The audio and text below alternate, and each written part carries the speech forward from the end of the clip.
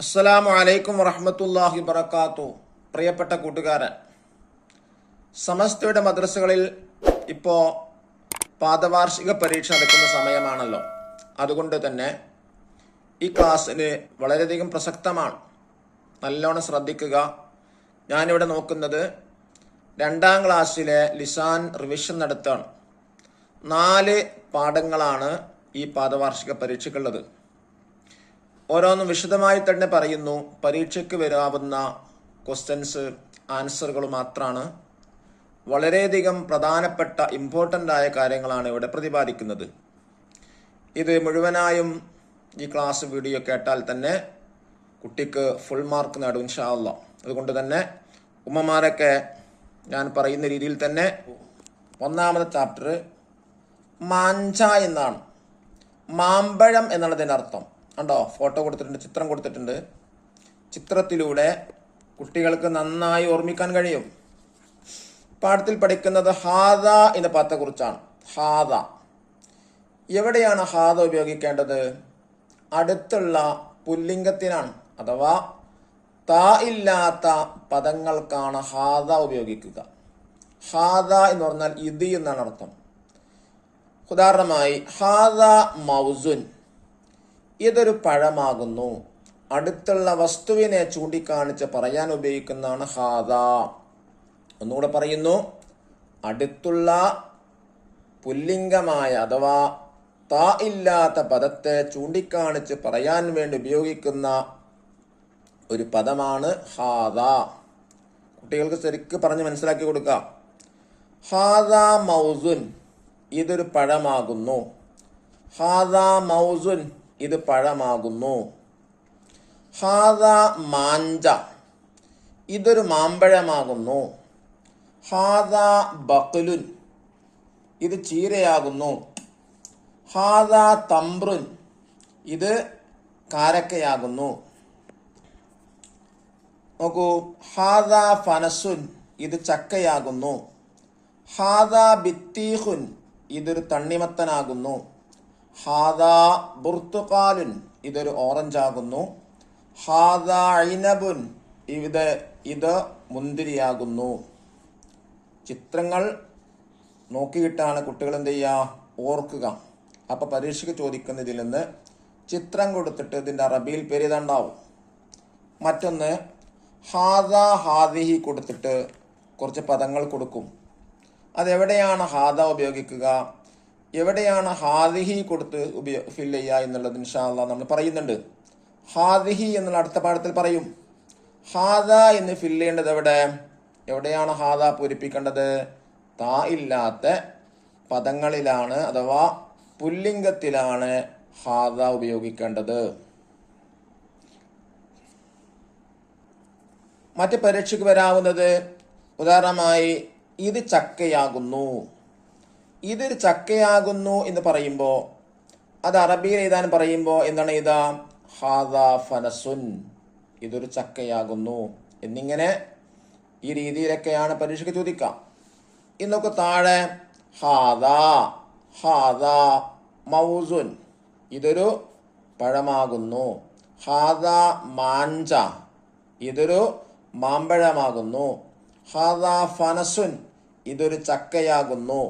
ഹാദ തംബ്രുൻ, ഇതൊരു കാരക്കയാകുന്നു. ഹാദ ബുർത്തുഖാലുൻ, ഇത് ഓറഞ്ചാകുന്നു. ഹാദ ബിത്തീഖുൻ, ഇതൊരു ബത്തക്കയാകുന്നു.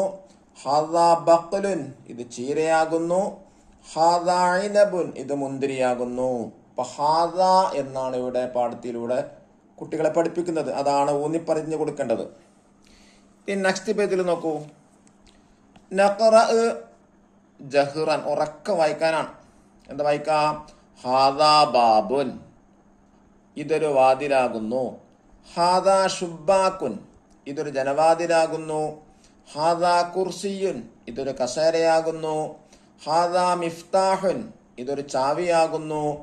ഹാദ ഖുഫ്ലുൻ, ഇതൊരു പൂട്ടാകുന്നു. ഹാദ ജിദാറുൻ, ഇതൊരു ചുമരാകുന്നു. ഹാദ സുല്ലമുൻ, ഇതൊരു കോണിയാകുന്നു. ഹാദ സരീറുൻ, ഇതൊരു കട്ടിലയാകുന്നു. ഇവിടെയൊക്കെ പ്രത്യേകം മനസ്സിലാക്കാനുള്ളത് ഹാദ എന്നുള്ളത് അടുത്തുള്ള പുല്ലിംഗത്തിന് ഉപയോഗിക്കുക. ഒന്നും വിശദീകരിച്ച് പറഞ്ഞാൽ താ ഇല്ലാത്ത പദങ്ങൾക്ക് അടുത്തുള്ള താ ഇല്ലാത്ത വസ്തുക്കൾക്കാണ് ഹാദ എന്നത് ഉപയോഗിക്കുക. ഈ നോക്കൂ, നക്തുബ് നമുക്ക് എന്ത് ചെയ്യാം, നോക്കി ഇതാം. ഹാദ ഇതെന്താണ് ഇതിന്റെ പേര്? മാഞ്ച. അപ്പോ ഹാദ മാഞ്ച. ഇങ്ങനെ തന്നെ പരീക്ഷയ്ക്ക് വരും. ചിത്രം കൊടുക്കുന്നു, തുടക്കത്തിൽ ഹാദ കൊടുത്തിട്ട് ചിത്രം കണ്ടിട്ട് എന്ത് ചെയ്യാ, അതിന്റെ അറബിയിൽ പേര് എഴുതാനാണ്. ഹാദ മാഞ്ച. ഹാദ ഇതെന്താണ്? തണ്ണിമത്തൻ അല്ലെങ്കിൽ ബത്തക്കയാണ്. എന്ത് ചെയ്താ? ഹാദ ബിത്തീഹുൻ. നോക്കൂ, ഹാദ മുന്തിരിയാണ്. അപ്പൊ എന്താ പറയാ? മുന്തിരിക്ക് ഐനബുൻ. ഹാദ ഐനബുൻ. ഇനി ഹാദ ഇതെന്താണ്? ഈത്തപ്പഴാണ് അല്ലെ, കാരക്കയാണ്. അപ്പൊ ഹാദ തംറുൻ. എന്നിങ്ങനെ കുട്ടികൾ എന്ത് ചെയ്യാ, പല വട്ടം വായിപ്പിച്ചാൽ ഇൻഷാ അല്ലാഹ് ലിസാനിൽ ഫുൾ മാർക്ക് നേടാവുന്നതാണ്. ഇനി നമ്മൾ രണ്ടാമത്തെ പാഠത്തിലേക്ക് വരികയാണ്. എന്താണ് പാഠത്തിന് ഹെഡിങ്? ഖമീസി. ഇത് എന്റെ നീളക്കുപ്പായമാണ്. അല്ലെങ്കിൽ എന്ത് പറയാ, ഇത് എന്റെ കന്തൂറയാണ്. ഇവിടെ പഠിക്കാനുള്ളത് എന്റെ എന്നെങ്ങനെ ഉപയോഗിക്കുക. എന്റെ എന്ന് പറഞ്ഞിട്ട് പറയാവുന്ന എന്റെ കുപ്പായം, എന്റെ ഖമീസ്, എന്റെ പുസ്തകം. ഇപ്പൊ എന്റെ എന്ന് പദത്തിനോട് ചേർത്തി പറയാൻ എന്താ ചെയ്യേണ്ടത്? ആ പദത്തിന്റെ അവസാനം യാ ആണ് കൊടുക്കുക. ഇനി നോക്കൂ, ഹാദാ കിതാബി. ഇത് എന്റെ പുസ്തകമാണ്. അപ്പൊ ഇത് എന്നുള്ളതിന് ഹാദ എന്ന് ഫസ്റ്റിൽ കൊടുത്തു. എന്റെ എന്ന അർത്ഥം കിട്ടാന് അവസാനം യാവും കൊടുത്തു. ഹാദാ കിതാബി, ഹാദാ കലമി. അപ്പൊ ഇവിടെ പദങ്ങൾ കൊടുത്തിട്ട് അവസാനം യാവ് ഫില്ല് ചെയ്യാൻ വരും. ഹാദാ കലമി എന്നർത്ഥം ഇത് എന്റെ പേനയാണ്. ഹാദാ ജവ്വാലി. ഇത് എന്റെ മൊബൈൽ ഫോണാണ്. ഹാദാ ദൽവി. ഇത് എന്റെ ബക്കറ്റാണ്. അപ്പൊ ഈ പാഠത്തില് രണ്ട് കാര്യങ്ങളാണ് പഠിക്കുന്നത്. ഒന്ന്, എന്റെ എന്ന അർത്ഥം കിട്ടാൻ എന്താണ് ചെയ്യുക? പദത്തിന്റെ അവസാനം യാവ് ചേർത്ത് കൊടുക്കുക. മറ്റൊന്ന് പഠിക്കുന്നത് അനദാരിസുൻ. ഞാൻ പഠിക്കുന്നവനാണ്, ഞാൻ ചെയ്യുന്നു. അപ്പൊ ഞാൻ എന്ന അർത്ഥം കിട്ടാൻ എന്താ ചെയ്യുക? അന പദത്തിന്റെ തുടക്കത്തിൽ കൊടുക്കാം. അന തിൽമീദുൻ. ഞാൻ വിദ്യാർത്ഥിയാണ്. കുട്ടികൾക്ക് ശരിക്കും എന്ത് ചെയ്യാ, പറഞ്ഞ് മനസ്സിലാക്കി കൊടുക്കാം. എങ്ങനെയാണ് എന്റെ മൊബൈൽ ഫോൺ എങ്ങനെ പറയാ? ഹാദാ ജവ്വാലി. എന്റെ എന്നർത്ഥം കിട്ടാൻ എന്താ ചെയ്യേണ്ടത്? പദത്തിന്റെ അവസാനം യാവിനെ ചേർത്തുക. അദ്ഖിൽ ലനാ ഫി അവ്വൽ കലിമാത്തി. കലിമത്തിന്റെ അല്ലെങ്കിൽ പദത്തിന്റെ തുടക്കത്തിൽ എന്ത് ചെയ്യാ? അന പ്രവേശിപ്പിക്കാം. നോക്കൂ, അന ദാരിസുൻ, അന തിൽമീദുൻ. അദ്ഖിൽ യാ ഫി ആഖിറിൽ കലിമാത്തി. പദങ്ങൾ അവസാനത്തിൽ യാ കൊടുക്കാം കേട്ടോ. കിതാബി യാ കൊടുത്തിട്ട് കലമി, ഖമീസി, നഅലി എന്നർത്ഥം. കിതാബി എന്റെ പുസ്തകം, കലമി എന്റെ പേന, ഖമീസി എന്റെ കുപ്പാഴം, നഅലി എന്റെ ചെരുപ്പ്. ഒന്നുകൂടെ പറയുന്നു, എന്റെ എന്നർത്ഥം കിട്ടണമെങ്കിൽ പദത്തിന്റെ അവസാനം യാ കൊടുക്കുക. ഇത് എന്നർത്ഥം കിട്ടാൻ പദത്തിന്റെ തുടക്കത്തിൽ ഹാദ കൊടുക്കേണ്ടതാണ്. ഞാൻ എന്നർത്ഥം വരാൻ പദത്തിന്റെ തുടക്കത്തില് ആന ചേർത്തൊടുക്കുക. ഇതാണ് രണ്ടാമത്തെ പാഠത്തിൽ പഠിക്കുന്നത്. ഇനി അതിന്റെ തരീബാത്ത് നോക്കാം. നഖറഉ മഅൽ ഇശാറത്തി. അന മുസ്ലിമുൻ. ഞാൻ മുസ്ലിമാണ്. ആണാകുമ്പോഴേ പറയാം. അന മുസ്ലിമത്തുൻ. ഞാനൊരു മുസ്ലിം സ്ത്രീയാണ്. അപ്പോ ആണാണെങ്കിലും പെണ്ണാണെങ്കിലും എന്താ കൊടുക്കേണ്ടത്? അനയാണ് കൊടുക്കേണ്ടത് എന്ന് പറഞ്ഞു കൊടുക്കാം. അല്ലാഹു റബ്ബി. എന്റെ റബ്ബ് അല്ലാഹുവാണ്. മുഹമ്മദ് നബി. എന്റെ നബി മുഹമ്മദ് നബിയാണ്. ഹാദാ അംഫി. ഇത് എന്റെ മൂക്കാണ്. ഹാദാ ലുഫ്രി. ഇത് എന്റെ നഖമാണ്. ഹാദാ ഉനുഖി. ഇത് എന്റെ പിരടിയാണ്. ഹാദാ ലിസാനി. ഇത് എന്റെ നാവാണ്. അപ്പോ ഈ പദങ്ങളില് ഹാദ ഒഴിവാക്കിയിട്ട് ധാരമായി അംഫി എന്ന് കൊടുക്കും. അപ്പൊ അതിന് മുന്നിൽ എന്ത് ചേർത്ത് കൊടുക്കുക? ഹാദ ചേർത്ത് കൊടുക്കുക. നർബത്ത് വനക്തുബ് ബന്ധിപ്പിച്ച് വായിക്കാനാണ്. ഓരോന്നും എന്ത് ചെയ്യുക, കണക്ട് വായിപ്പിക്കുക. ഓരോന്നും കണക്ട് ചെയ്ത് വായിക്കാനാണ്. ഹാദാ ലുഫ്രി, ഹാദാ റഅ്സി. എന്താ ഹാദാ ലുഫ്രി? ഇത് എന്റെ നഖമാണ്. ഹാദാ റഅ്സി, ഇത് എന്റെ തലയാണ്. ഹാദാ മിന്ദീലി, ഇത് എന്റെ ടവലാണ്. ഹാദാ അംഫി, ഇത് എന്റെ മൂക്കാണ്. ഹാദാ ഇസാരി, ഇത് എന്റെ മുണ്ടാണ്. അപ്പൊ ഈ ഭാഗങ്ങളൊക്കെ അതാ ചേർത്തിട്ട് ഇവിടെ എഴുതി കൊടുക്കാനാണ്. ഇനി നമുക്ക് മൂന്നാമത്തെ പാഠത്തിലേക്ക് പോകാം. എന്താണ് മൂന്നാമത്തെ പാഠത്തിന്റെ ഹെഡിങ്? ലൗഹൻ. എന്താണ്? സ്ലൈറ്റ്. ഈ സ്ലൈറ്റിന്റെ ചിത്രം എന്ത് ചെയ്യുക, കുട്ടികൾക്ക് ഒന്ന് കാണിച്ചു കൊടുക്കാം. ഇതിനെന്താ പറയാ? ലൗഹൻ. ചിത്രം കൊടുത്തിട്ട് അറബിയിൽ പേര് ഏതാണ്ടാവും. നസ്അലു വനുജീബു മഅൽ ഇഷാറ. ചോദ്യോത്തരം എഴുതാം. മാ ഹാദാ, ഇത് എന്താകുന്നു? ഹാദാ ലൗഹുൻ, ഇതൊരു സ്ലൈറ്റ് ആകുന്നു. അപ്പൊ ഇത് എന്താകുന്നു എന്ന് ചോദിക്കാൻ എന്താ കൊടുക്കേണ്ടത്? മാ ഹാദാ, ഇത് എന്താകുന്നു. അടുത്തുള്ള വസ്തുവിനെ ചൂണ്ടിക്കാണിച്ച് ചോദിക്കാൻ ഉപയോഗിക്കുന്നതാണ് മാ ഹാദാ. അടുത്തുള്ള പുല്ലിംഗമായ വസ്തു, താ ഇല്ലാത്ത പദങ്ങളെ മുന്നിൽ കൊടുക്കുന്നതാണെന്ത്? മാ ഹാദാ. മറക്കരുത്. എന്താ ചോദിക്ക? മാ ഹാദാ, ഇത് എന്താകുന്നു. എന്താണത്? ഹാദാ ലൗഹുൻ, ഇത് സ്ലൈറ്റ് ആകുന്നു. അപ്പൊ പരീക്ഷയ്ക്ക് വരും മാ ഹാദാ എന്നിട്ട് കൊടുക്കും, എന്നിട്ട് ചിത്രം കൊടുക്കും. സ്ലൈറ്റിന്റെ ചിത്രം കൊടുത്തിട്ട് ഏതാ വേണ്ടി പറയാം. അപ്പൊ എന്ത് ചെയ്ത? ഹാദാ ലൗഹുൻ. ഇനി മാ ഹാദാ ഇതെന്താകുന്നു? ഹാദാ ഖലമുൻ, ഇത് പേനയാകുന്നു.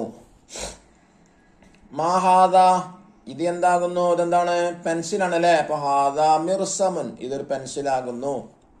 മാ ഹാദാ, ഇതെന്താകുന്നു? ഇതെന്താ സാധനം? പുസ്തകമാണ് അല്ലെ.